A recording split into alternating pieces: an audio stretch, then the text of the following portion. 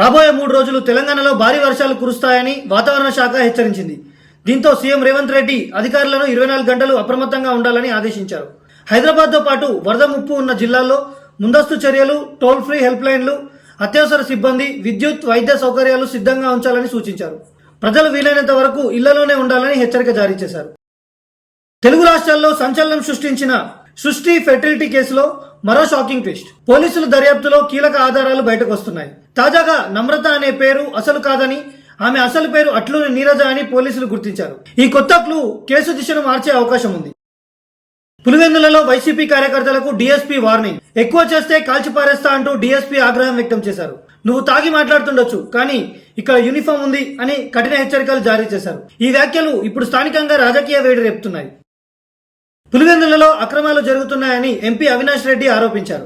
TDP కార్యకర్తలు బయట నియోజకవర్గాల నుంచి వచ్చి వైసీపీ ఏజెంట్లపై దాడులు చేస్తున్నారని విమర్శించారు. నేను ఇంట్లో ప్రశాంతంగా ఉంటే దౌర్జన్యంగా అరెస్ట్ చేశారు. చంద్రబాబు అప్రజాస్వామికంగా ఎన్నికలు నిర్వహిస్తున్నారని, రాష్ట్రంలో ఎప్పుడూ చూడని వరస్ట్ పోలీసింగ్ జరుగుతోంది అని మండిపడ్డారు. హైదరాబాద్ లో దొంగలు రెచ్చిపోయారు. కూకట్పల్లి, చందానగర్ లో వరుసగా చోరీలు. ఖజానా జ్యువెలరీ షాప్ లో దూసుకువచ్చిన 6 దొంగలు అసిస్టెంట్ మేనేజర్ సతీష్ పై కాల్పులు జరిపారు. కాలికి గాయమైన సతీష్ ను ఆసుపత్రికి తరలించారు. బంగారం, వెండి వస్తువులు దోచుకుని నిందితులు జహీరాబాద్ వైపు పారిపోయారు. సీసీటీవీ ఆధారంగా పోలీసులు వెంబడింపు మొదలుపెట్టారు.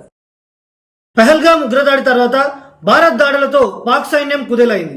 మునీర్ పదే అణుబాంబు గురించి బెదిరింపులు చేస్తూ సగం ప్రపంచాన్ని నాశనం చేస్తాం అంటున్నారు.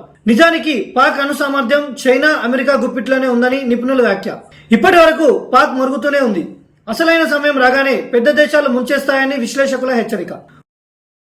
3వ ప్రపంచ యుద్ధం వచ్చేదేమో. రష్యా ఉక్రెయిన్ యుద్ధం 3వ ప్రపంచ యుద్ధానికి దారి తీసే పరిస్థితి వచ్చిందని అమెరికా అధ్యక్షుడు ట్రంప్ అన్నారు. పుతిన్ అమెరికాకు రావడం గొప్ప మర్యాద అని, భేటీలో నిర్మాణాత్మక చర్చలు జరగాలని ఆశిస్తున్నట్లు తెలిపారు. తర్వాత ఉక్రెయిన్ అధ్యక్షుడు జెలెన్స్కీతో కలిసి యూరోపియన్ నేతలను కలుస్తానని ప్రకటించారు. ఒంగోలు పోలీసుల ఎదుట ఆర్జీవీ. చంద్రబాబు, పవన్, లోకేష్ ఫోటోలను మార్ఫింగ్ చేసిన కేసులో ఇవాళ ఒంగోలు రూరల్ పోలీసుల విచారణకు హాజరు కానున్నారు రాంగోపాల్ వర్మ. ఎన్నికలకు ముందు వైసీపీకి అనుకూలంగా సినిమాలు చేసినట్లు ఆరోపణలు. సైబర్ నెట్ ద్వారా ప్రసారం చేస్తామని ప్రభుత్వ నిధులు ఇచ్చారని సమాచారం. అయితే ఆ డబ్బులు తిరిగి చెల్లించకపోవడంతో మరో కేసు నమోదు చేసే అవకాశం ఉంది. ఆగస్టు 15 నుంచి ఏపీఎస్ఆర్టీసీ బస్సుల్లో మహిళలకు ఉచిత ప్రయాణం ప్రారంభం కానుందని సీఎం చంద్రబాబు ప్రకటించారు. అధిక రద్దీని ఎదుర్కొనేలా అదనపు సర్వీసులు, భద్రత, మర్యాదపూర్వక ప్రవర్తనపై అధికారులకు ఆదేశాలు జారీ చేశారు. ఈ పోస్ మిషన్లు, జీపీఎస్ తో అనుసంధానం, బస్ స్టేషన్లలో పరిశుభ్రత, తాగునీటి సదుపాయం, వెంటనే సమస్యల పరిష్కారం కోసం ప్రత్యేక పర్యవేక్షణ ఉండాలని సూచించారు. విజయవాడ పండిట్ నెహ్రూ బస్ స్టేషన్లో సీఎం ఈ పథకాన్ని ప్రారంభించనున్నారు.